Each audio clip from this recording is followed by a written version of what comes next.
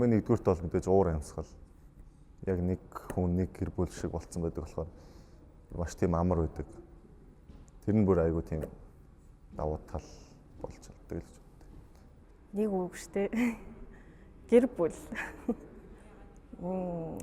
Яг л нэг баг дундаа байж ангууд ах эгч ойрын гэр бүлийн ах эгч юм шүү. Хаяада нэг аав ах юм шиг аав ээж шиг юм шиг байдаг болохоор би биний нэг айгүй их дэмжиж тусалж авдаг учраас гэр бүл гэж бодож байна.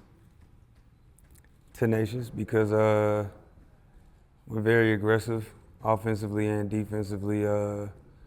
We play hard and we don't back down from anybody, you know, so that's the word that comes to mind. Яг нэг их хайрладаг, хүндэлдэг, ер нь амар их нэг хүндэлдэг хүмүүс байдаг хоорондоо тийм. Ер нь ингээд зөвхөн ингээд нэг хүсэл сонирхлын доор ингээд тэрний төлөө ингээд 10 одоо нийт бага ингээд араал нийт хүмүүстэй ярих юм бол 30-40 хүмүүс зөвхөн нэг зорилгын төлөө нийлж тэмцэж чадж байгаа.